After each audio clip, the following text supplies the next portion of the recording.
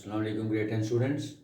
आज हमारा मैथ का ही चैप्टर नंबर 7 से लेके 13 तक का जो चैप्टर्स हैं उसका डेफिनेशंस का लेक्चर है।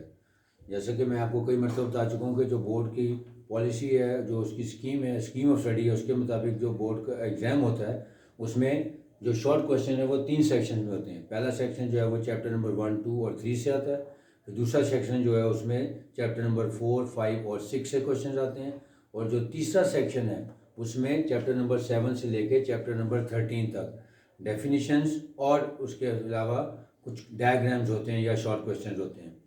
लेकिन क्योंकि ये जो तीसरा सेक्शन है ये फुल ऑफ डेफिनेशंस होता है, लेकिन डेफिनेशंस में मैक्सिमम मार्क्स लेने का तरीका क्या होता है कि आप डेफिनेशन याद करें और उस डेफिनेशन के साथ अगर उसकी डायग्राम या उसका कोई फार्मूला या अगर उसकी कोई और क्वांटिटी है जो उससे रिलेटेड है तो वो आपने ज़रूर देनी होती है।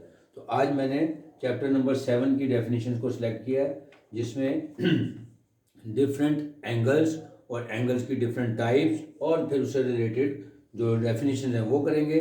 डेफिनेशन आपने बुक से याद करनी है, लेकिन हर डेफिनेशन के साथ उसकी डायग्राम को किस तरह से बनाना है आपने, वो आज आपको मैं तरीका सिखाने जा रहा हूँ।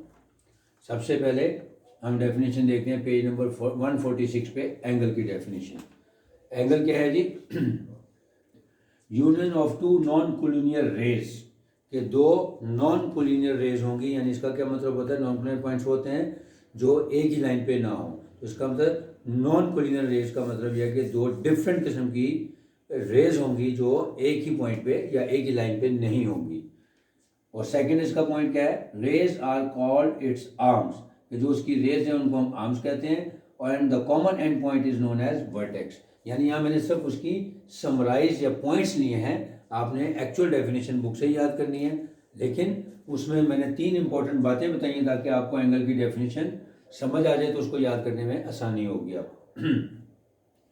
यानी union of two non collinear rays, ये देखिए मैंने एंगल बनाया यहाँ पे, एक रे है हमारी ए बी और दूसरी रे है हमारी बी सी, और ये इनका एंड पॉइंट है जिसके ऊपर दोनों का कॉमन एंड पॉइंट है, यानी पॉइंट बी जो है वो इन दोनों का कॉमन एंड पॉइंट है जिसको हम कहते हैं वर्टेक्स। और ए बी और बी सी जो हैं ये इसके दोनों आर्म्स कहलाते हैं। इसका मतलब है angle is form where when two rays coincide each other, यानी दो रेज जब एक ही एंड पॉइंट पे मिलती हैं तो वहाँ से एंगल फॉर्म होता है। तो इसीलिए हम कहेंगे कि एंगल के अंदर 3 इंपॉर्टेंट बातें हैं कि दो रेज हो, उनका एक एंड पॉइंट हो जिसको हम वर्टेक्स कहते हैं, और जो रेज हैं उनके नाम रखें उनको हम कहते हैं आर्म्स, यानी इसके 2 आर्म्स हैं और ये इनका एंड जो कॉमन एंड पॉइंट है वो इसका वर्टेक्स कहलाता है। अब सबसे इंपॉर्टेंट चीज़ जो है वो है कि टाइप्स ऑफ एंगल्स। अब टाइप्स ऑफ एंगल्स आप छोटी जमातों में पढ़ते आए हैं, यानी क्लास 5, 6, 7, 8 से ये टाइप्स ऑफ एंगल्स बताई जाती हैं, लेकिन बच्चों का मोस्टली का कॉन्सेप्ट क्लियर नहीं होता या वो भूल जाते हैं। आज आपको मैं बताऊंगा कि एंगल्स की टाइप्स कैसे होती हैं और ऐसा तरीका बताऊंगा कि इंशाल्लाह अब आप सारी वर्ड नहीं बोलेंगे इससे। टाइप्स ऑफ एंगल्स में आपको पता है कि 6 टाइप्स ऑफ एंगल्स होते हैं, यानी एंगल जो है वो 90 डिग्री का होता है जिसको हम कहते हैं राइट एंगल, फिर एक्यूट एंगल होता है, फिर ऑब्ट्यूज एंगल होता है, रिफ्लेक्स एंगल होता है और कंप्लीट एंगल या सर्कल हम जिसको कहते हैं। लेकिन इनमें कैसे इनको याद करना है आज उसका आपको आसान तरीका बताने लगा। 3 बेसिक एंगल्स आपने याद रखने हैं, एक है राइट एंगल, एक है स्ट्रेट एंगल और एक है कंप्लीट एंगल या सर्कल। इसका मतलब क्या होगा कि राइट एंगल, आपको ये भी पता है कि एंगल जो है उसको हम मेजर करते हैं इन डिग्रीज, कि किसी भी सर्कल को हम 360 इक्वल पार्ट्स में डिवाइड करते हैं और ईच पार्ट जो होता है वो डिग्री कहलाता है या 1 डिग्री कहलाता है। तो अगर कोई भी angle which is equal to 90 degree होगा तो उसको हम कहते हैं राइट एंगल।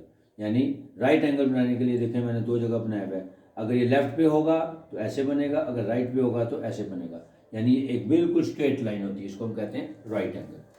अब ये समझें कि ऐसे समझें कि आप सफ़र पे जा रहे हैं और रास्ते में 3 बड़े बड़े चौक या क्रॉसिंग्स आएंगी, उन क्रॉसिंग में जो पहला क्रॉसिंग है या पहला चौक है वो है राइट एंगल।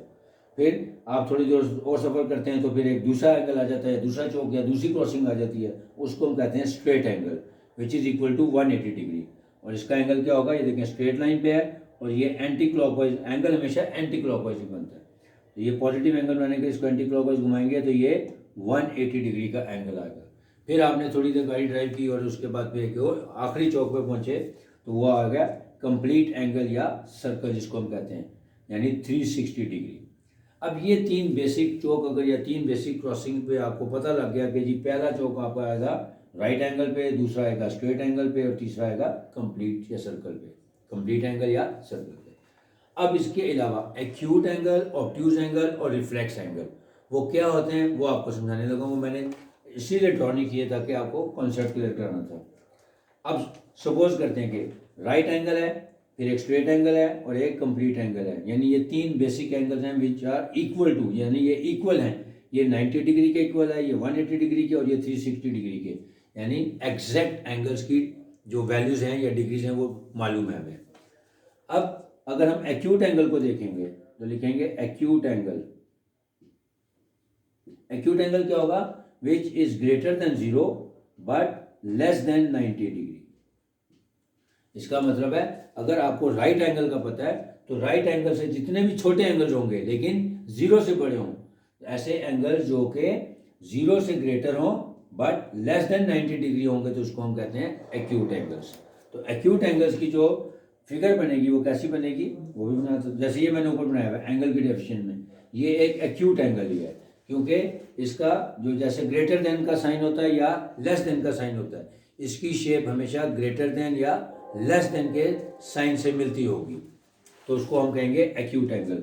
जैसे ये दोनों मिसाल के तौर पे ग्रेटर देन या लेस देन का जो सिंबल होता है ये भी एक्यूट एंगल की समझे एक पहचान है कि जब भी ग्रेटर देन और लेस देन का सिंबल बन जाए तो वो हमेशा एक्यूट एंगल होगा। यानी अगर मैं इसकी शेप यहाँ बनाना चाहूँ, ये देखें ये एक एक्यूट एंगल है। इसी तरह अगर यहाँ पे दूसरी साइड से बनाना चाहें तो ये देखें ये भी एक एक्यूट एंगल है, ये दो रेज हैं और ये एंगल बना है, ये दोनों एक्यूट एंगल हैं। यानी सिंपल सी बात है कि एक्यूट एंगल की शेप लेस देन और ग्रेटर देन के जो सिंबल होते हैं उसी की तरह की शेप होती है। उसके बाद ये देखें राइट एंगल की मैंने आपको बता दिया कि ये स्ट्रेट लाइन होगी और ये वर्टिकल लाइन होगा।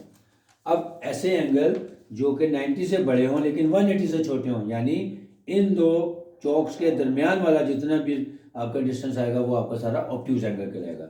यानी ऑब्ट्यूज एंगल की डेफिनेशन क्या हो जाएगी? ऑब्ट्यूज एंगल विच इज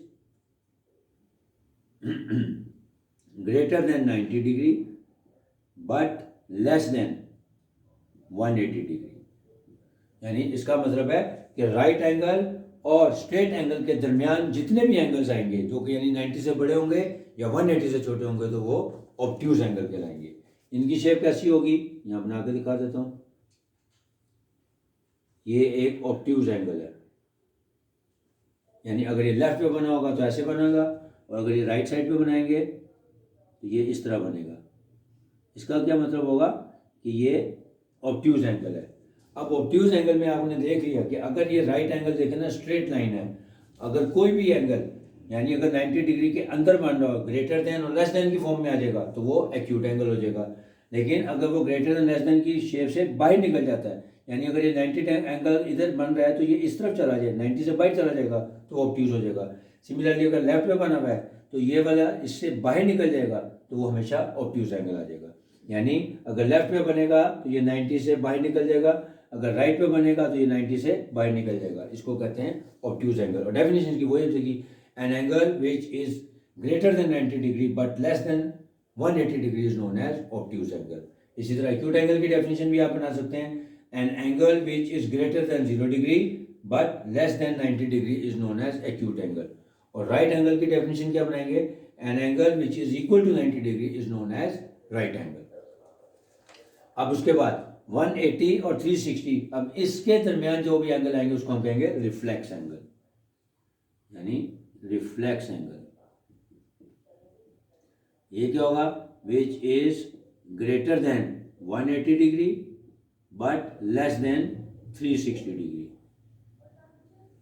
इसका मतलब जो भी एंगल 180 से बड़ा होगा लेकिन 360 से छोटा होगा तो इसकी डेफिनेशन आप कैसे बनाएंगे?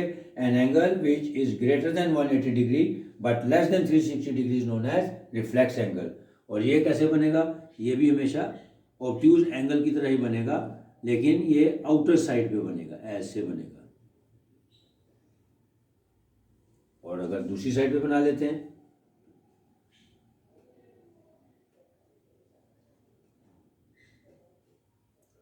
पे भी ये आउटर साइड पे बनेगा, ऐसे बनेगा। यानी अब आपको ये पता लग गया कि जितने भी एंगल्स की टाइप्स हैं, आपने एंगल की डेफिनेशन बुक से भी याद कर सकते हैं, लेकिन जो मैं तरीका बता रहा हूँ, आसान तरीका बता रहा हूँ कि अगर आपकी उसकी समझ है तो आप इसकी डेफिनेशन खुद से भी लिख सकते हैं अपनी ऑन वर्डिंग में, लेकिन यह कि ग्रामेटिकल मिस्टेक नहीं होनी चाहिए। दोबारा बता देता हूँ, an angle which is equal to 90 degree is known as right angle. और राइट एंगल की ये दो शेप आपने इनमें से बेशक एक ही बना दें, लेकिन आपको मैंने दोनों बता दिए कि लेफ्ट में बनानी तो ऐसे बनानी, राइट में बनानी तो ऐसे बनानी। An angle which is greater than 0 degree but less than 90 degree is known as acute angle। और इसकी जो आपने एग्जांपल देनी है वो आपने लेस देन और ग्रेटर देन के सिंबल से बनानी है। An angle which is greater than 90 degree but less than 180 degree is known as obtuse angle। और obtuse angle जो आपने बनाना है 90 डिग्री से बाहर की साइड पे बनाना है। इधर भी अगर बनाना है तो 90 डिग्री से बाहर की तरफ लेके जाना है उसको। फिर स्ट्रेट एंगल क्या है? An angle which is equal to 180 degree is known as straight angle. तो ये स्ट्रेट लाइन बनाने के बाद उस पर एक एंगल बना देंगे। फिर रिफ्लेक्स एंगल क्या है? An angle which is greater than 180 degree but less than 360 degree known as reflex angle. और ये हमेशा अंदर वाली साइड की बजाय बाहर वाली साइड पे बनेंगे, ये रिफ्लेक्स एंगल है। और जो सर्कल या कंप्लीट एंगल है उसकी डेफिनेशन है अ कंप्लीट एंगल और a circle is equal to 360 degree. अब इसके अलावा यानी ये वो 6 बेसिक टाइप्स हैं जो आप ग्रेड 5 से 6 से 7 से पढ़ते हुए आ रहे हैं। अब उसके अलावा दो और कॉन्सेप्ट्स हैं, कॉम्प्लीमेंट्री एंगल्स और सप्लीमेंट्री एंगल्स। अगेन यहाँ पे अगर आप उसको डिफाइन करेंगे तो डेफिनेशन तो वही होगी, यानी if the sum of the two or more angles is equal to 90 degree तो वो कॉम्प्लीमेंट्री एंगल्स कहलाते हैं। इसी तरह सप्लीमेंट्री एंगल्स क्या होंगे? दो या दो से ज़्यादा एंगल जिनका सम 180 डिग्री हो, यानी द सम और if the sum of two or more angles is equal to 180 degree then the angles are said to be supplementary angles. अब कॉम्प्लीमेंट्री एंगल्स और सप्लीमेंट्री एंगल्स की जो आपने फिगर बना के दिखानी वो वैसी बनानी है कि ये एक राइट एंगल लिया मैंने 90 डिग्री का, अब इसी को मैंने दो हिस्सों में स्प्लिट कर दिया, यानी सपोज किया कि ये 40 डिग्री का है तो ये 50 डिग्री का, इन दोनों का सम अगर हम निकालेंगे तो क्या बन जाएगा? 90 डिग्री। इसका मतलब ये दोनों एंगल्स क्या कहलाएंगे? Complementary angles. Similarly supplementary angles क्या है? If the sum of two or more angles is equal to 180 degree then the angles are said to be supplementary angles. तो ये एक स्ट्रेट एंगल बनाया, उसको मैंने दो इक्वल पार्ट्स में डिवाइड किया। आप दो से ज़्यादा हिस्से भी बना सकते हैं इसके, लेकिन उनका सम जो होगा वो हमेशा 180 डिग्री है। हमने सपोज किया कि अगर ये वाला एंगल 60 डिग्री है, ये 120 डिग्री, दोनों का सम लिया तो 180 डिग्री बन गया। इसका मतलब है ये सप्लीमेंट्री एंगल्स है। अब उसके बाद कॉम्प्लीमेंट्री सप्लीमेंट्री एंगल्स और ये जो टाइप्स थी ये आप छोटी क्लासेस में भी पढ़ते हैं। अब कुछ समथिंग न्यू जो आपको 10th में पढ़ने जा रहे हैं, इससे पहले आपने इसको नहीं पढ़ा हुआ, क्वाड्रेंटल एंगल्स। अब क्वाड्रेंटल एंगल्स क्या होते हैं? आपको बताया था कि 4 क्वाड्रेंट में हम एक सर्कुलर सिस्टम को डिवाइड करते हैं, यानी अगर ये दो म्यूचुअली परपेंडिकुलर लाइन है जिसको हम कार्टेशियन प्लेन कहते हैं, जो भी एंगल यहाँ पे बनेगा ये 90 डिग्री का है, ये जब स्ट्रेट लाइन पे आ जाएगा 180 डिग्री का, इसी तरह इस लाइन पे आ जाएंगे तो ये 270 डिग्री, और फिर यहाँ इस लाइन पे आएंगे तो ये 360 डिग्री होता है। इसका मतलब है क्वाड्रेंटल एंगल्स आर दो angles which terminate on a quadrant, या किसी भी एक्सिस पे वो टर्मिनेट करते हैं। यानी अगर एंगल खत्म हो रहा है यानी वाई एक्सिस पे आ रहा है या एक्स एक्सिस पे आ रहा है, चाहे लेफ्ट पे आ रहा है या राइट पे आ रहा है, या अपवर्ड आ रहा है डाउनवर्ड आ रहा है, लेकिन अगर वो जो टर्मिनेट हो रहा है किसी एक्सिस पे हो रहा है, अगर वाई एक्सिस पे हो रहा है, सपोज ये वाई एक्सिस पे मैंने टर्मिनेट किया है तो ये क्वाड्रेंटल एंगल कहलाएगा। अगर मैं इसी एंगल को यहाँ ला के इस पर टर्मिनेट कर दूँ ऐसे, तो ये हमारा स्ट्रेट एंगल यानी 180 डिग्री का एंगल बन जाएगा। इसी तरह अगर मैं इसको यहाँ से ला के यहाँ पर टर्मिनेट कर दूँ तो ये क्यों अगेन एक्सिस के ऊपर आया, चाहे एक्स एक्सिस पे आए चाहे वाई एक्सिस पे आए, तो वो क्वाड्रेंटल एंगल से कहलाता है। अगर मैं इसको यहाँ पे आके टर्मिनेट करता हूँ तो ये भी क्वाड्रेंटल एंगल है और इक्वल टू 270 डिग्री। सिमिलरली अगर मैं इसको अब यहाँ पे लाके यहाँ पे टर्मिनेट कर देता हूँ तो इसका मतलब है ये क्वाड्रेंटल एंगल है। इसलिए क्वाड्रेंटल एंगल जो है वो 90 डिग्री का हो सकता है, 180 डिग्री का, 270 डिग्री का और 360 डिग्री का, क्योंकि ये वही 4 एंगल्स हैं जो कार्टेशियन प्लेन में एक्सिस पे आके फिनिश होते हैं। ये 90 डिग्री का है, ये 180 डिग्री, ये 270 डिग्री और ये 360 डिग्री। इसका मतलब है ऐसे एंगल्स को हम कहते हैं क्वाड्रेंटल एंगल्स। डेफिनेशन बुक में लिखी हुई है। यानी ऐसे एंगल्स जो कि टर्मिनेट हों किसी एक्सिस पे, या एक्स एक्सिस पे टर्मिनेट हों या वाई एक्सिस पे टर्मिनेट हों, उनको हम कहते हैं क्वाड्रेंटल एंगल्स। जबकि एक्यूट एंगल्स मैंने बताया कि ये इस क्वाड्रेंट में बनेंगे, ग्रेटर देन 0 यानी 0 और 90 के दरमियान, वो इसके दरमियान में कहीं बनेंगे। फिर ऑब्ट्यूज एंगल यहाँ बनेंगे, यानी 90 से बाहर बनेंगे, ये बन जाएगा, इधर बन जाएगा, इधर बन जाएगा, इधर बन जाएगा, इधर बन। फिर जब इस लाइन पे आ जाएंगे तो स्ट्रेट एंगल हो जाएगा। फिर जो स्ट्रेट एंगल से यहाँ नीचे बनेंगे ये वाले एंगल्स, ये सारे हमारे रिफ्लेक्स एंगल्स कहलाते हैं। लेकिन क्वाड्रेंटल एंगल्स क्या होते हैं?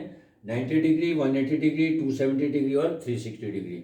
ये एमसीक्यूज में भी आपके काम आ सकता है। यही पूछा जा सकता है कि क्या 270 डिग्री कौन सा एंगल है? ऑप्शंस होंगे नीचे, क्वाड्रेंटल एंगल है या ऑब्ट्यूज एंगल है या एक्यूट एंगल है, वट एवर जो भी लिखा होगा। तो आपको पता होगा कि ये 4 एंगल्स क्योंकि एक्स एक्सिस या वाई एक्सिस पे टर्मिनेट होते हैं, इसलिए इनको कहेंगे क्वाड्रेंटल एंगल।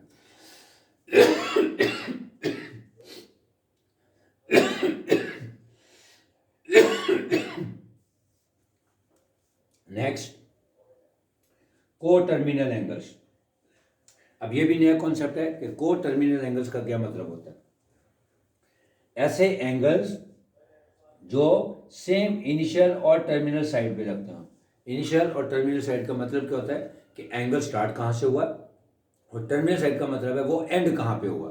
मिसाल के तौर पे ये मैंने एंगल बनाया है, ये को टर्मिनल एंगल है कि ये एंगल यहाँ से स्टार्ट हुआ और ये मैंने इसको एंटी क्लॉकवाइज पूरा घुमाया और यहाँ से लाके फिर दोबारा यहाँ पे आके एंड हो गया।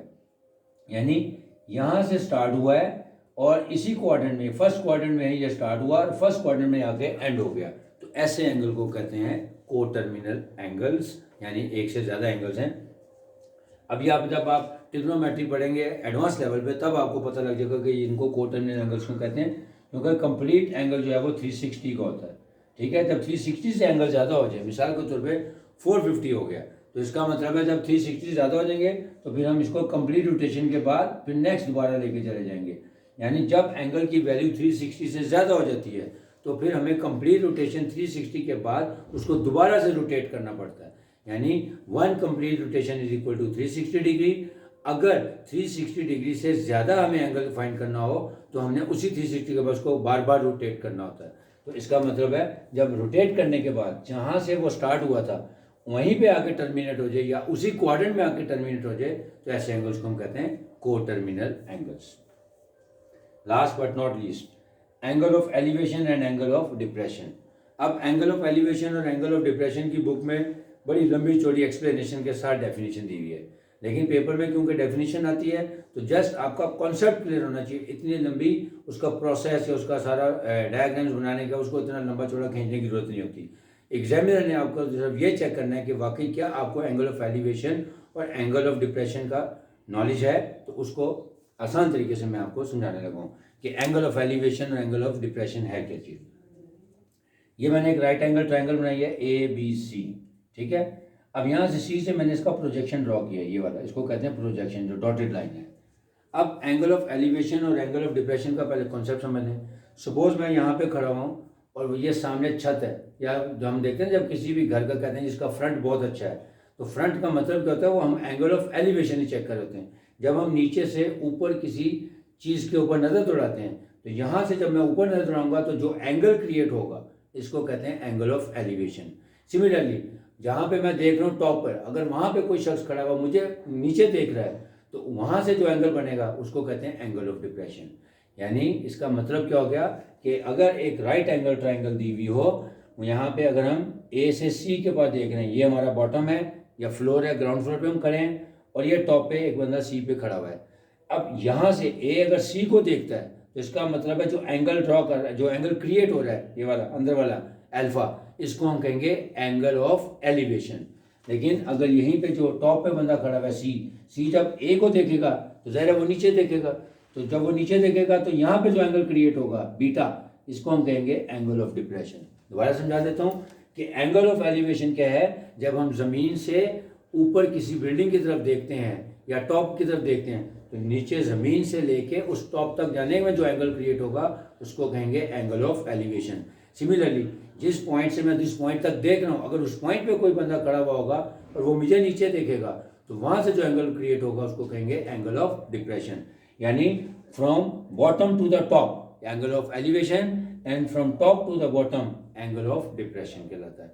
अब इसको कैसे डिफाइन कर सकते हैं? ये हम इसका प्रोजेक्शन ड्रॉ करने के बाद लिखेंगे from A's point of view, यानी ए के पॉइंट ऑफ व्यू से अल्फा जो है वो एंगल ऑफ एलिवेशन है, क्योंकि ए यहाँ से बॉटम से लेके टॉप तक देख रहा है। इसी तरह from C's point of view, यानी अब जो शख्स ऊपर पॉइंट सी पे खड़ा हुआ है वो नीचे पॉइंट ए के ऊपर देख रहा है कि यहाँ कौन आदमी खड़ा है या कौन शख्स खड़ा हुआ है। तो यहाँ से जो एंगल क्रिएट होगा उसको कहेंगे हम angle of depression which is equal to beta. यानी अगर हम बॉटम से टॉप की तरफ देखें तो जो एंगल क्रिएट होगा it will be known as angle of elevation, whereas top से बॉटम की तरफ जब हम देखेंगे उसी लाइन में, जिस लाइन में हमने नीचे से ऊपर देखा वहीं से ऊपर से नीचे देखा जाएगा तो वो एंगल ऑफ डिप्रेशन कहलाएगा। इसका मतलब है कि एंगल ऑफ एलिवेशन और एंगल ऑफ डिप्रेशन दोनों हमेशा सेम होते हैं। उसकी वजह क्या है कि अगर मैं यहाँ नीचे ए पॉइंट से सी पॉइंट की तरफ देख रहा हूँ और सपोज 45 डिग्री का एंगल बन रहा है, तो इसका मतलब जो सी पॉइंट पे बंदा खड़ा हुआ होगा